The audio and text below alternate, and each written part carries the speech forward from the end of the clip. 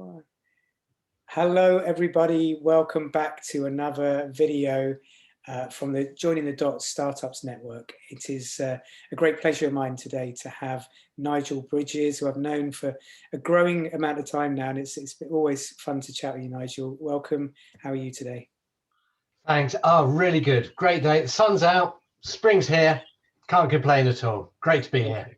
It's not. It doesn't stay for very long sometimes, does it? But when it comes out, it's a wonderful thing. So yeah, nice to see with the sun coming in there in the background. Do you want to just introduce yourself to the people watching? Tell me a bit about where you've been all these years, and a bit about what you do on a day-to-day basis. Yeah, sure. I'm basically a runner of tech companies. That's what I do. I've spent the last 25 odd years running technology companies in a number of different sectors. But what really lights my fire, I suppose, is being involved in technology that makes a difference. Technology that will change people's lives, that will make a difference, that kind of stuff. So that's sort of my background. Over the past 3-4 years or so, I've been involved with a company called Beacon, and we're simply trying to move the dial in the whole area of advertising and marketing, because it's fundamentally broken, and we think we might be able to fix a bit of it. So that's my background. Yeah, brilliant. Okay, we'll go into a bit more about that broken, because I think where we're at, I know you're obviously in that digital space, and you say there's some marketing, advertising. I've actually been spending quite a bit of time in that space recently as well, and there is this situation, we were chatting about it earlier, where the web has evolved over many years, and sometimes it's a bit messy, and sometimes it needs either a solution to a problem, or it just needs a tidy up or whatever, and obviously a lot of money is moving over the web in terms of transactions and business being done and e-commerce and so on. I know you're plugged into that area, and one of the things we were touching on, which seems to come up a lot as a general theme in these videos, is this world where we are all human still, and we're dealing with more technology that we're interacting with as we go about our day on the web. And do you want to just talk a little bit about how Beacon are involved with what's going on between the human and the tech? Yeah. I mean, this whole area is absolutely fascinating. And until I got involved, I wasn't aware. But the amount of fakeness on the internet is huge. I know we all say, oh, there's lots of fakeness out there, but the amount is genuinely staggering. So if you've got an advert out there or whatever it is, you've got just as much chance of a non-human clicking on it as a human clicking on it. So, for example, if you look at the advertising sector, which I'm sort of involved in these days, is the losses from ad fraud last year were calculated at around about $35 billion. Now, actually, many of us think that's an underestimate. But if you think about that, that is a staggering amount. If you or I are advertising stuff on the internet, and our adverts are being clicked on by bots, non-humans rather than humans, we're still paying for it. No human's ever going to see it or buy it, and we've lost the money. And that just goes across everything. It goes across financial services, it goes across government, it goes across everywhere where you've got an interaction between a person and, say, a website. The amount of fakeness that can get in the way and the amount of fraud that it causes is actually genuinely eye-watering. Most people are not aware of that. Right. So yeah. So your term for fakeness there, you're particularly talking about the bots that click on things, and then companies will claim that as clicks, but actually it's never going to turn into any revenue or any results for a business. So yeah, that's right. I mean, there's the technical term, I suppose, for what we're looking at is sort of identity tech, which is, and there are a couple of levels from that. There's let's say you go onto a website, my website, you clicked onto it. I want to know a couple of things. I want to know, firstly, are you a human being? Because I only want to deal with humans. Are you a human being? That's question number one. And then question number two is, if you are a human, are you who you say you are? Are you actually Carl? And actually, are you that Carl? Yeah. And they're two very simple questions.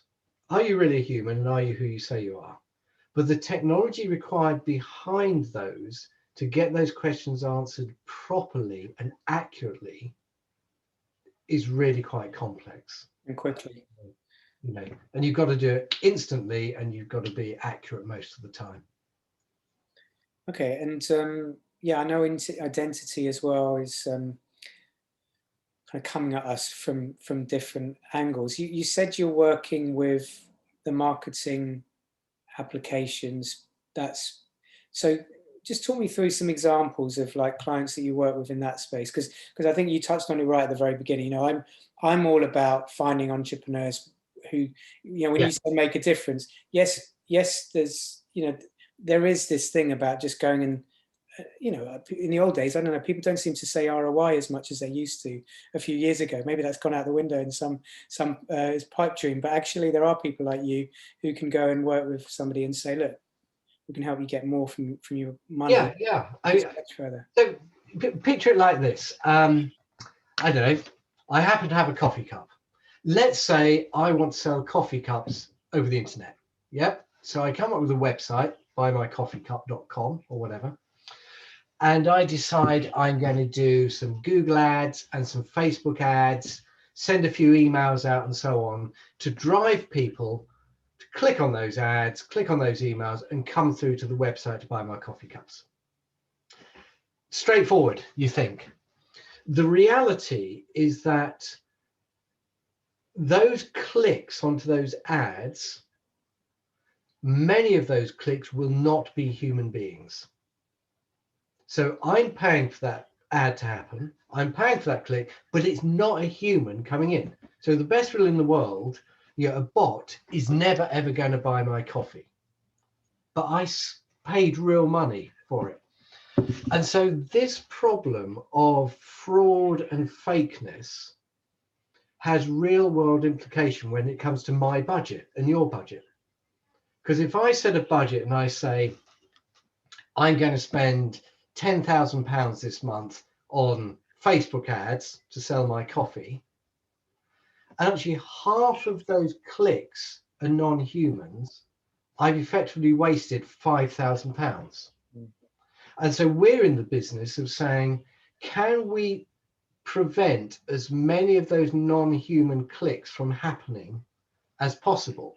Because if I can reduce the amount of fake clicks, therefore I'm going to get more humans for the same budget, and therefore probably sell more coffee. And that's where it comes, your ROI is how can I effectively increase the return on that ad spend in terms of more humans, because I've reduced the number of non-humans. And that's the business that we're in. And it is a global business, and the problem is global. And if we can make a dent into that, everyone wins. Yeah, and it's actually quite a, in some ways, straightforward proposition you've got there, isn't it? I mean, I remember when we used to talk in the early days of getting to know you, you were also talking about, and maybe this is, maybe you've deliberately not brought this up because it's a bit more contentious, but some of the bigger tech companies and what they claim in terms of the stats, you know, I mean, I guess it's a bit of a murky world, really. I mean, we all know, you know, there's a lot of murkiness when it comes to algorithms, for example, and how they even come into certain conclusions. But I'm also aware, you know, I mean, I'll just speak from my own experience, you know, that Google will sometimes not give their customers who don't pay them certain levels anyway, certain amounts of feedback and data. So it does seem like the customers who are spending big budgets don't get as much visibility of this kind of, you know, human bot balance as they might. I think it's a little like this. Let's say, so back to my coffee cup analogy. Let's say I'm selling a coffee and you're Google or your Facebook. I will spend $1,000 with you to drive people onto my ads. I spend the 1,000, you get the 1,000. The problem is that somewhere in between, non-humans are clicking on those ads. You're still getting all of the money and I'm still paying it, but a whole load of it's wasted. And the art is, if I can stop the bots from clicking so I get more humans, You, Mr. Google, Mr. Facebook, you're still getting your ad revenue and I'm still spending it, but I'm getting a much better return for that spend. You're getting the return, and also they're probably going to get more money because the Well, I'm customer saying is getting more for their money.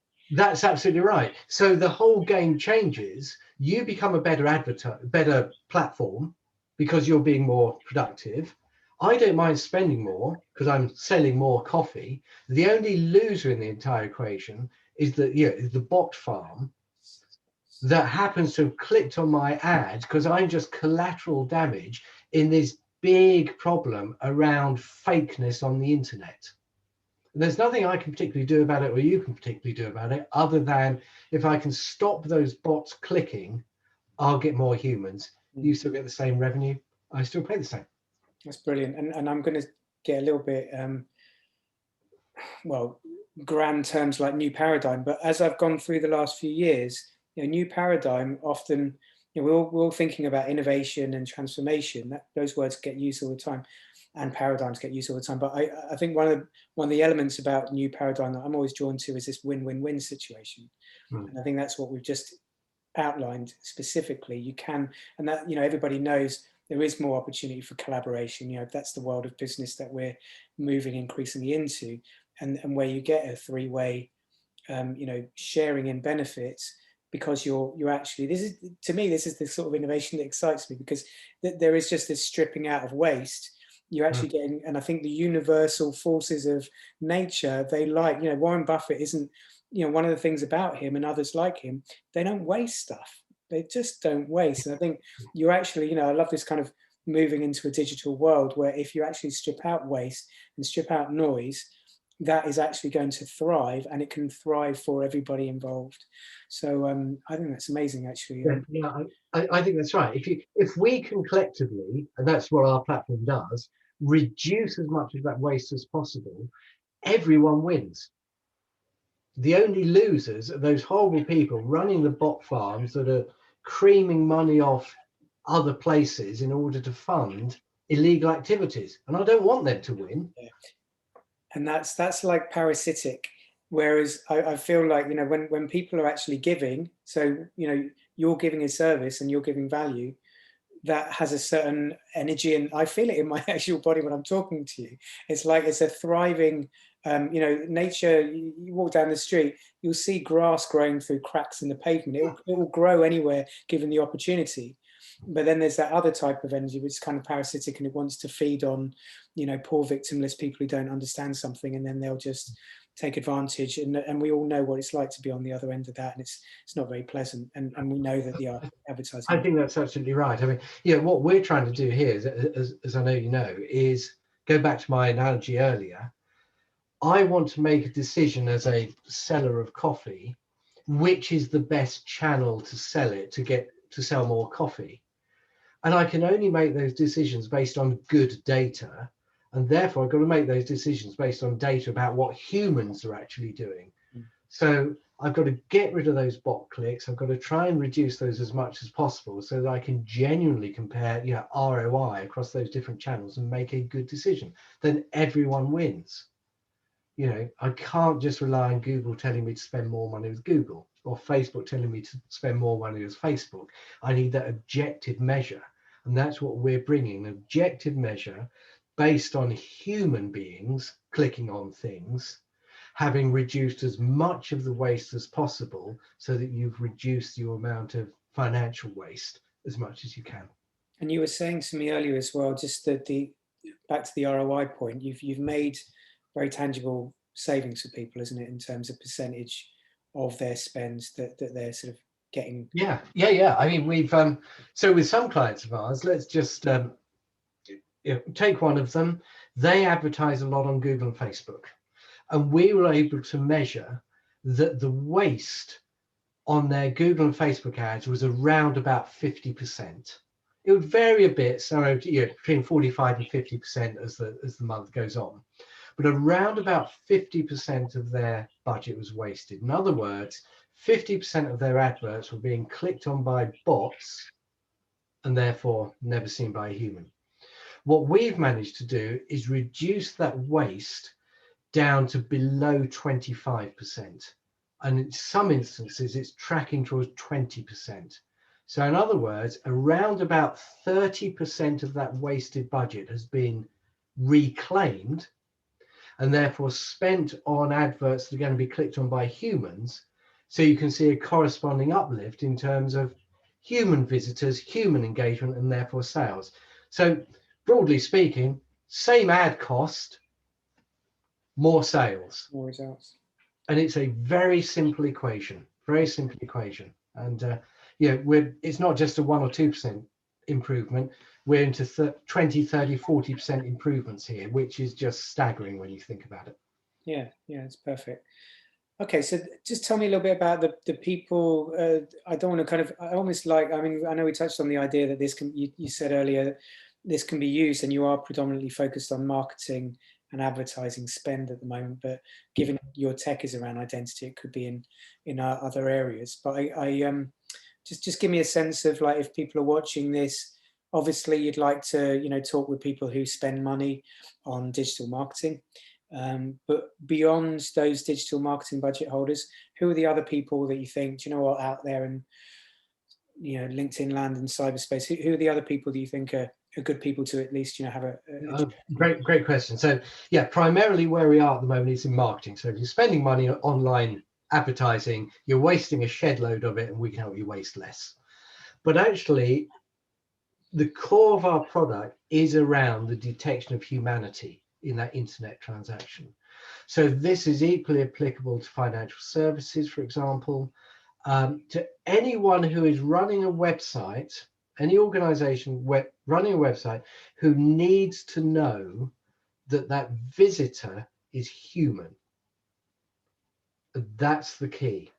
So if the number of clicks is all you're interested in, that's fine. But if you want to be able to measure the number of humans coming to your website and only deal with humans, then I'd love to have that conversation. Brilliant.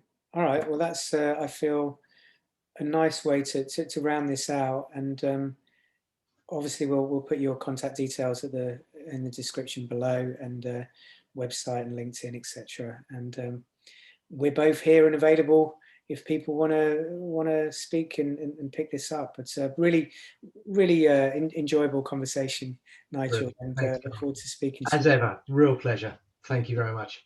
All right, thanks everybody. See you.